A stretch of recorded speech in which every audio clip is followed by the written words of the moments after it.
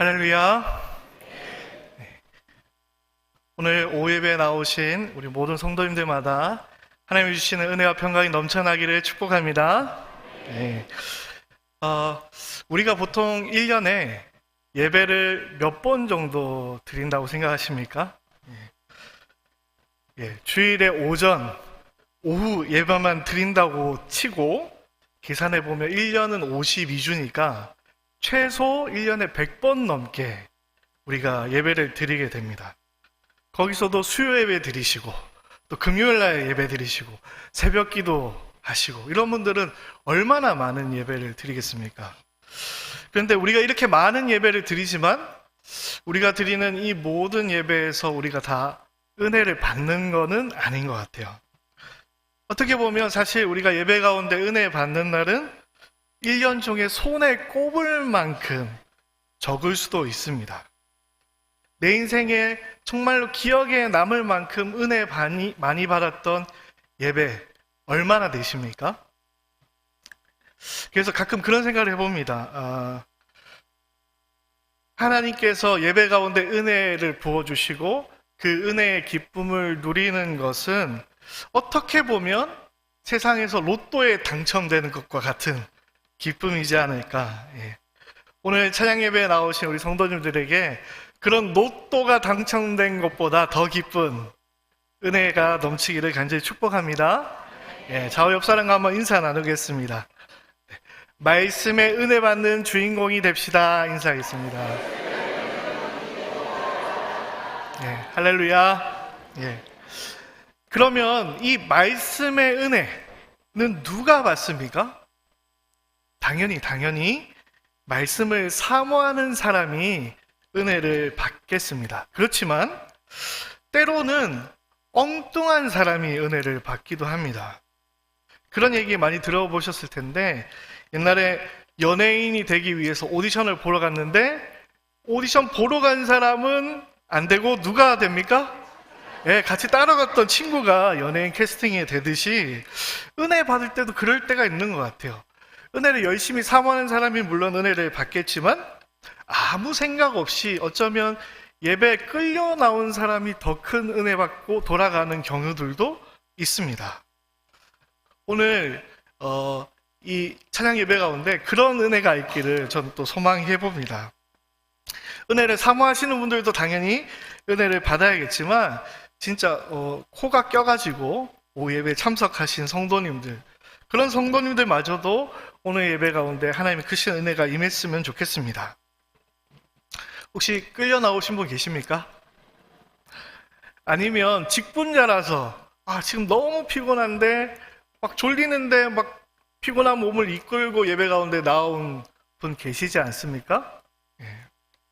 그런 분들 하나님의 은혜를 사모함으로 나왔을까요? 의무감으로 예배에 나오신 분들도 아마 있지 않을까 그런 생각을 해봅니다. 예화인데요. 어느 주일에 한 아들이 교회 나가기를 싫어하는 거예요. 그래서 어머니가 물었습니다. 왜 주일인데 교회 안 나가려고 하니? 라고 물었습니다. 그랬더니 이 아들이 얘기합니다. 우리 교회 장로님은 기도가 너무 길어가지고 나가기가 싫어요. 이러는 거예요. 그래도 나가야지. 어머니가 설득했습니다. 또 아들이 얘기합니다. 오늘 우리 찬양들 너무 제가 감동받고 은혜 받았는데 이 아들이 얘기하는 거야. 우리 교회 찬양대는 음이 하나도 안 맞아가지고 은혜가 하나도 안 된다 그러는 거예요. 그래도 교회 가야 되지 않니? 라고 얘기하니까 이렇게 얘기하는 거야. 성도님들이 예배 시간에 말씀 시간에 딴짓하고 졸고 그래서 은혜가 안 된다. 그래서 교회 나가기 싫어요. 라고 얘기하는 거예요. 근데 마지막으로 어머니가 결정적인 이야기를 했습니다. 뭐라고 했을까요? 야야, 그래도 네가 그 교회 담임 목사인데 나가야 되지 않겠니? 라고 했다는 그런 예화가 있습니다. 혹시 여러분 오늘 예배 나올 때 무거운 마음으로 나오신 분 없습니까? 힘든 상황에서 나오신 분 혹시 없습니까? 그런 분에게도 오늘 하나님이 주시는 은혜가 충만히 임하기를 축복합니다. 할렐루야. 오늘 본문에 나오는 우리가 잘 아는 시몬 베드로도 그랬던 인물입니다. 1절 말씀을 제가 한번 보겠습니다. 무리가 몰려와서 하나님의 말씀을 들으세 예수는 게네사렛 호숫가에 서서 사람들이 예수님의 말씀을 듣기 위해서 몰려왔습니다. 그러나 이 무리에 시몬 베드로는 포함되어져 있지 않습니다. 시몬은 말씀을 듣기 위해서, 예수님의 말씀을 듣기 위해서 나온 사람이 아니었습니다. 2절에 보니까 호숫가에 배 두 척이 있는 것을 보시니 어부들은 배에서 나와서 그물을 씻는지라. 시몬 베드로는 말씀 들으러 나온 것이 아니라 그냥 일 마치고 그물을 정비하고 있었습니다.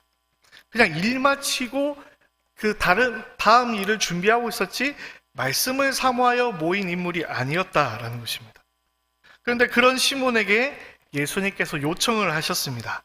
3절 말씀 여러분이 한번 읽도록 하겠습니다. 3절 읽겠습니다. 시작.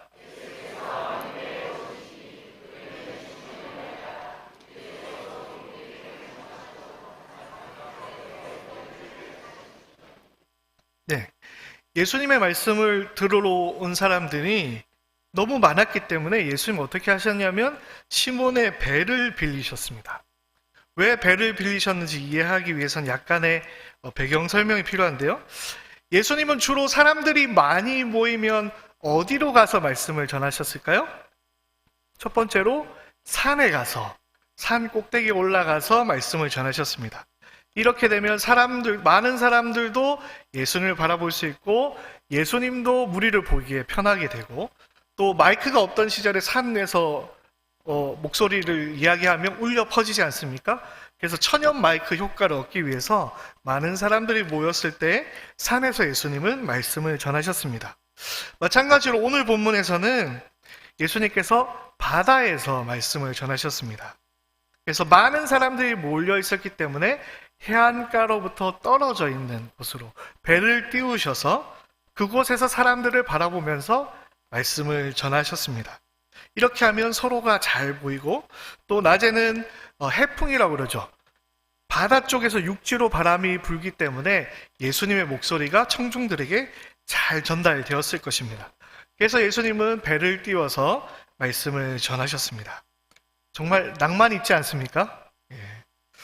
어쨌든 시몬의 입장에서는 말씀을 들으러 나온 것은 아니었지만 예수님께서 배를 빌리셨기 때문에, 자기의 배를 빌리셨기 때문에 어쩔 수 없이 강제로 말씀을 들을 수밖에 없게 되었습니다.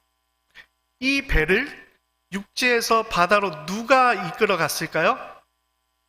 배의 주인인 시몬 베드로가 그랬을 것입니다.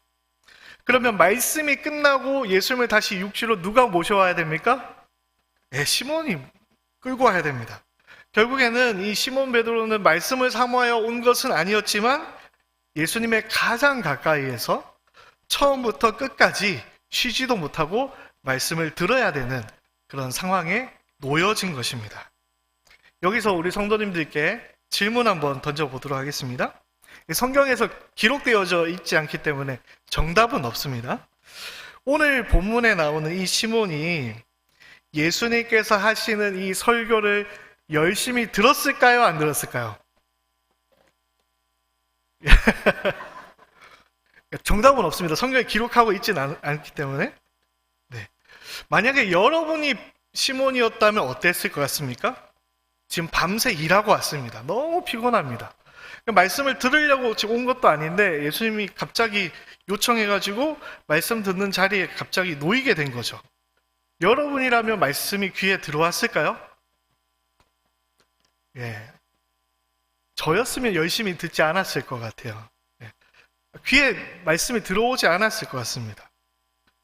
예수님께서 오늘 어떤 설교를 하셨는지, 어떤 말씀을 가지고 말씀을 나누셨는지는 구체적으로 기록하고 있지는 않습니다. 그렇지만 아마도 이 시몬은 이 예수님의 말씀을 열심히 듣지 않았던 것 같아요. 왜냐하면 먼저 지금 우리가 다 알다시피 시몬 베드로는 어떻습니까? 너무 피곤합니다. 혹시 오후 예배라서 피곤하신 분 계십니까? 예, 잠 깨시기 바랍니다. 예. 너무 피곤하니까 말씀이 들어오지 않았을 것 같아요. 사무직 보다가 퇴근해도 피곤한데 지금 어떤 일을 하다 왔습니까? 바다에 나가서 그물 던지는 육체적인 일을 하고 돌아왔으니 얼마나 피곤하겠습니까? 예수님의 말씀이 귀에 들어올 리가 없죠. 두 번째로 이 베드로는 지금 어떤 상태냐면 마음이 심란한 상태입니다. 왜 마음이 심란할까요? 밤이 새도록 고기를 한 마리도 못 잡았습니다. 여러분 혹시 낚시 좋아하시는 분들 계시는가요? 이때 마음이 어땠을까요? 저는 낚시를 안 해봐가지고 잘 몰라서 낚시를 너무 좋아하시는 목사님께 물어봤습니다. 낚시를 나갔는데 한 마리도 못 낚으면 어떤 기분이 드나요? 제가 물어봤습니다. 그랬더니 이 목사님이 얘기하는 거야. 미쳤다.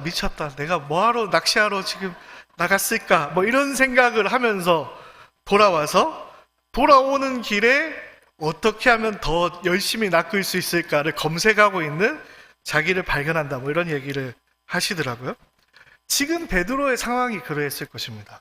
밤새 수고했지만 물고기를 하나도 낚지 못한 이 베드로. 내일 나가면 어떻게 잡을까 고민하고 있지 않았겠습니까? 그런 복잡한 생각에 사로잡혀 있는 이 시몬 베드로가 예수님의 말씀이 귀에 들어왔을 리가 없었을 것 같습니다. 여러분 어떻게 생각하십니까? 어쨌든 이 예수님의 말씀의 시간이 끝났습니다. 설교가 끝났습니다. 그런데 오늘 본문에 보니까 이 시몬을 향한 예수님의 말씀은 지금부터 시작이었습니다. 설교는 끝났지만 이 시몬을 향한 예수님의 말씀은 지금부터 시작되었습니다. 4절 말씀 여러분이 같이 한번 읽겠습니다. 4절입니다. 시작.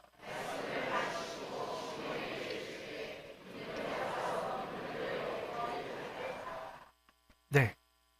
지금부터는 예수님께서 무리에게 말씀하시는 것이 아니라 시몬을 콕 집어서 시몬에게 이야기하고 있습니다. 그러니까 많은 우리 성도님들 앉아 계신 중에 설교하는 것이 아니라 김 집사님, 최 권사님, 모 장로님께 얘기하는 게 아니라 딱 나를 집어서 이야기하고 있는 것이죠. 오늘 하나님께서 여러분 한 분 한 분에게 주시는 하나님의 음성이 임하기를 간절히 축복합니다. 그런 은혜가 여러분에게 임하기를 축복합니다. 오늘 예수님의 말씀에 전혀 관심 없는 시몬을 콕 집어서 예수님께서 말씀하셨습니다. 그런데 그 내용은 참 어려운 내용이고 참 놀라운 내용입니다. 깊은 데로 가서 그물을 내려 고기를 잡으라. 우리가 너무나도 잘 아는 말씀이죠. 예수님께서 지금 시몬에게 하시는 이 말씀이 무엇입니까? 회개하라. 천국이 가까이 왔다. 심령이 가난한 자는 복이 있다. 이런 류의 말씀을 하시고 있습니까? 천국은 마치 이런 것과 같다. 이런 설교의 내용을 하고 계십니까? 그런 심오한 내용이 아닙니다. 지금 시몬의 머릿속에 가득 차 있는 고기 잡는 일과 관련된 말씀을 하고 있습니다. 저기 뜬구름 잡는 것 같은 이야기를 하고 계시는 게 아니라 지금 시몬과 가장 맞닿아 있는 일상의 이야기로 예수님께서 말씀하고 있다라는 것입니다. 우리가 가장 고민하고 있는 그 인생의 이야기를 예수님께서 하고 계십니다. 우리는 가끔 말씀을 들을 때 이 말씀을 오해할 때가 있습니다. 하나님 말씀은 지금 당장 나와는 상관없는, 지금 당장 나의 인생과는 상관없는 말씀처럼 우리가 들을 때가 많이 있습니다. 그러나 그렇지 않다는 사실을 우리가 기억해야 되겠습니다. 하나님의 말씀은 나의 인생에 가장 가까이에서 오늘 당장 나의 인생을 바꿔놓으시는 하나님의 능력의 말씀이라는 사실을 기억하시기 바랍니다. 그런 인생의 변화의 역사가 말씀을 통해서 일어나기를 간절히 축복합니다. 오늘 시몬 베드로에게 그런 예수님의 놀라운 말씀이 전해졌을 때에 이 베드로가 어떤 반응을 보였을까요? 5절 말씀을 제가 한번 읽겠습니다.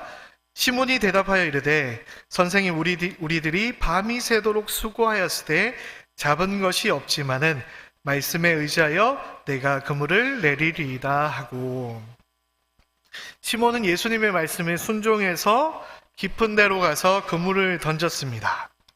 그런데 이 시몬의 이 행동이 정확하게 어떤 것인지 우리가 생각해 볼 필요가 있을 것 같아요.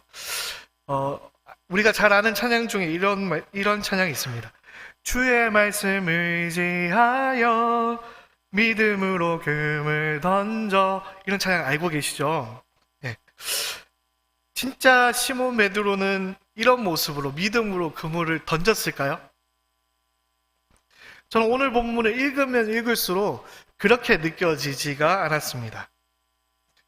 베드로가 그냥 깔끔하게 예수님 알겠습니다. 예수님 말씀 의지해서 깊은 데로 가서 그물을 던지겠습니다.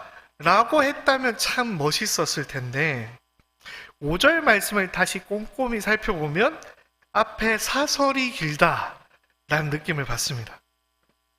예수님 그물 던질게요 하면 되는데 시몬 베드로가 이르되 선생님 우리 밤이 새도록 수고하였는데 잡은 것이 하나도 없는데 그래도 예수님이 얘기하시니까 한번 던져보겠습니다.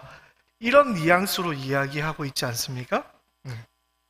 만약 베드로가 정말 고기가 잡힐 것이다 라는 믿음을 가지고 그물을 던졌다면 진짜 물고기가 잡혔을 때 놀라지 않았을 것입니다. 근데 어떻게 됐습니까? 베드로는 놀랐습니다. 9절, 10절 말씀 여러분이 한번 읽도록 하겠습니다. 9절, 10절 읽겠습니다. 시작.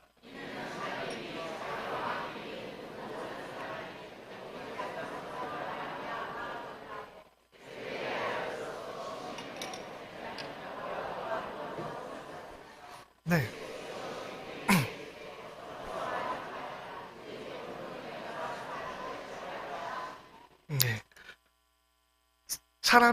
모든 사람이 고기 잡힌 것을 보고 어떻게 했다고 했냐면 놀랐다.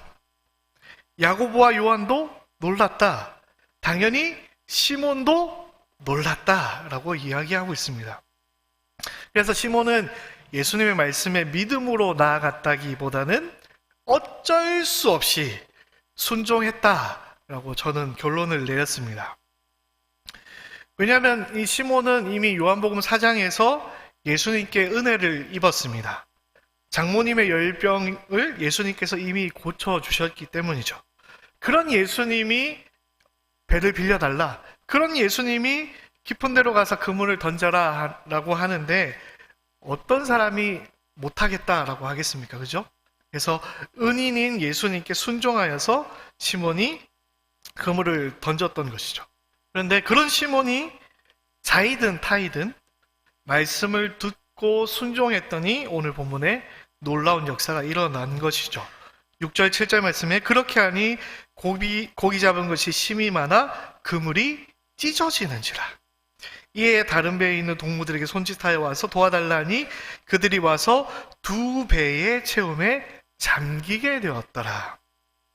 너무 많이 잡아서 그물이 찢어질 정도가 되었고 배에 가득 차고 배가 잠길 정도로 많은 물고기가 잡혔다라고 성경은 이야기합니다. 그렇게 밤새 수고해도 한 마리도 잡을 수 없었는데 그렇게 많은 물고기를 잡을 수 있게 된 것이죠. 이런 놀라운 말씀의 역사, 말씀의 은혜가 여러분에게도 일어나기를 축복합니다. 네. 그런데 물고기가 많이 잡힌 것보다 더 놀라운 말씀의 역사가 있습니다. 그것은 무엇이냐면 시몬의 인생에 나타난 변화가 진짜 말씀의 역사입니다. 시몬에게는 놀라운 변화가 일어났습니다. 그것은 무엇입니까? 첫 번째로 자신이 죄인이다 라는 사실을 깨닫게 되었습니다. 8절 말씀 같이 한번 읽겠습니다. 8절 읽겠습니다. 시작.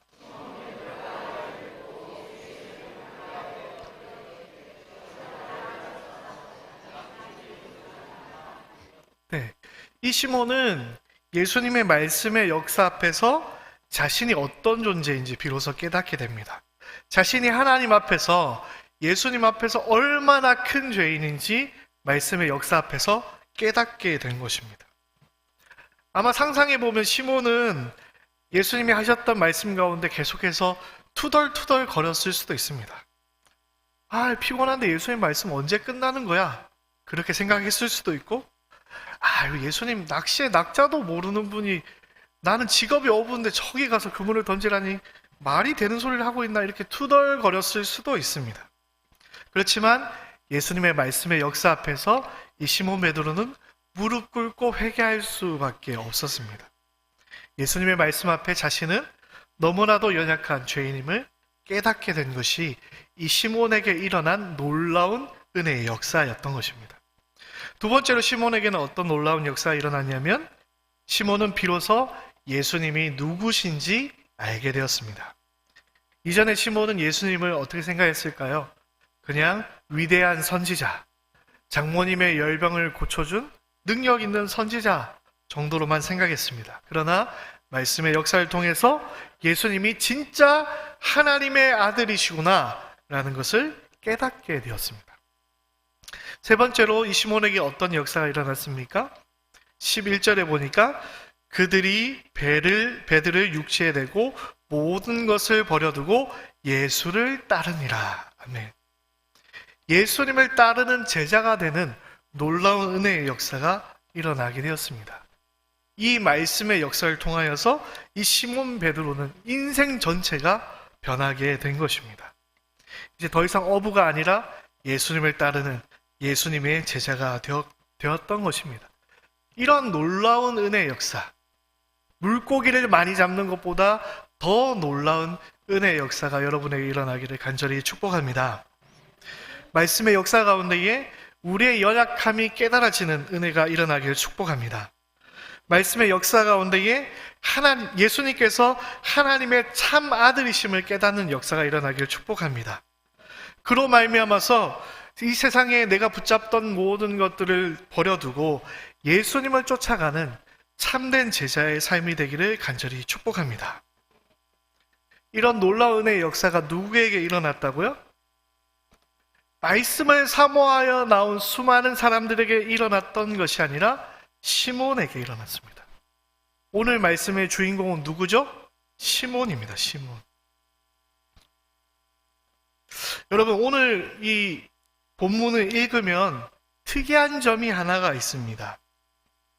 오늘 본문 8절까지 1절부터 7절까지의 내용을 천천히 살펴보시면 우리가 아는 베드로에게 베드로라고 호칭하고 있지 않습니다. 무엇이라고 이야기하고 있냐면 시몬이라고 의도적으로 이야기하고 있습니다.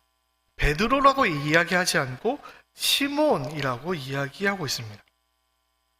이 시몬이라는 이 이름의 뜻은요, 히브리어 쉐마라는 말 들어보셨습니까?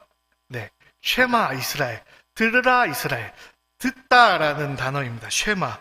이 쉐마라는 단어에 헬라어 온이라는 단어가 붙여져서 시몬이라는 이름이 되었습니다.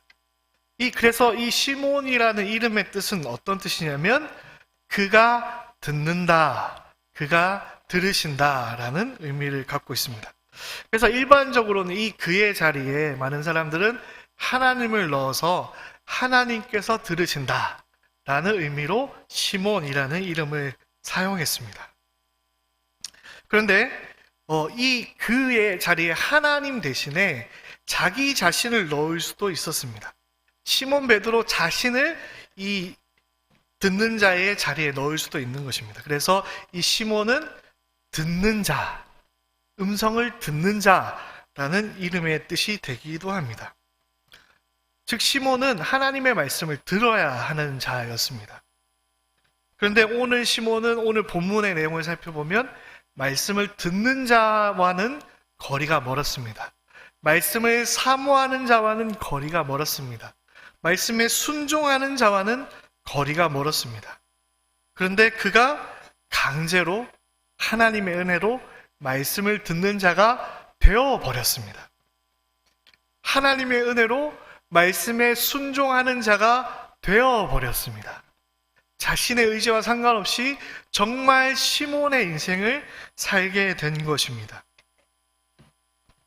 예수님은 시몬을 찾아오셔서 시몬의 배를 의도적으로 빌리셔서 시몬이 말씀을 듣는 자가 되게 하셨습니다. 그리고 예수님은 시몬의 가장 인생에 가까이에 찾아오셔서 예수님의 말씀에 응답하는 자, 예수님의 말씀에 순종하는 자가 되게 하셨습니다. 그러한 예수님의 은혜로 시몬은 정말 진짜 시몬이 되게 되었습니다.